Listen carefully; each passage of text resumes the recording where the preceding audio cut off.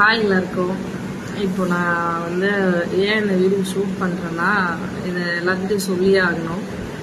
Just இப்போது இன்னைக்கு எனக்கு கொஞ்சம் டைம் கிடச்சிது, ஃபேமிலியோட ஒரு மூவி போயிட்டு வந்தேன்.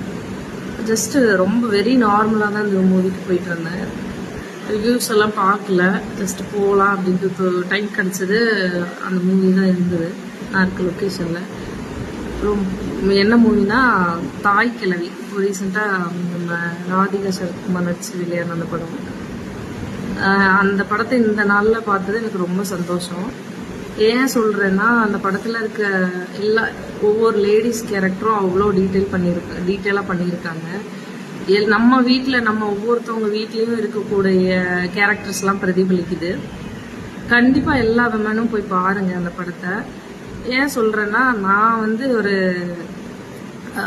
ஃப்ரஸ்ட்ரேட்டடான ஒரு சுச்சுவேஷனில் இருக்கேன், டிப்ரெஷனில் இருக்கேன். அது நான் சொல்கிறதுனால தான் தெரியுது.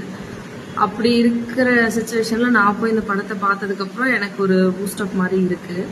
ஸோ வந்து எல்லாருமே பாருங்கள், நீங்கள் என்ன நிலைமையில இருந்தாலும் சரி எல்லாருமே பாருங்கள். ஏன் சொல்கிறேன்னா, இப்போ இருக்க சொசைட்டி என்விரான்மெண்ட்டில் ஒருத்தவங்களுக்கு சேவிங்ஸ்ன்றது எவ்வளோ முக்கியம் அப்படிங்கிறத இந்த படத்தில் சூப்பராக சொல்லியிருக்காங்க.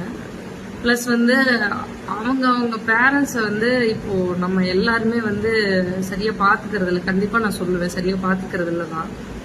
ஒரு பொண்ணாகவும் ஒரு மருமகளாகவும் நான் சொல்கிறேன், இதை பார்த்துக்கிறது இல்லை தான். அது எல்லா எமோஷன்ஸையும் காட்டியிருக்காங்க, மிக்சடு எமோஷன்ஸு. கடைசியில் வந்து எங்கேயாவது எப்படி சொல்கிறேன், அந்த படத்தில் எங்கேயாவது ஏதாவது மிஸ்டேக் பண்ணிடுவாங்க அப்படின்ட்டு ஓடிட்டே இருக்க டைமில் லாஸ்ட்ல ஹோப் அவங்க மிஸ் பண்ணவே இல்லை. எல்லாரோட ஹோப்பையும் அவங்க காப்பாத்திட்டாங்க. ரொம்ப அழகான படம் அது, எனக்கு ரொம்ப பிடிச்சிருந்தது. தேங்க்ஸ் ஃபார் வாட்சிங்.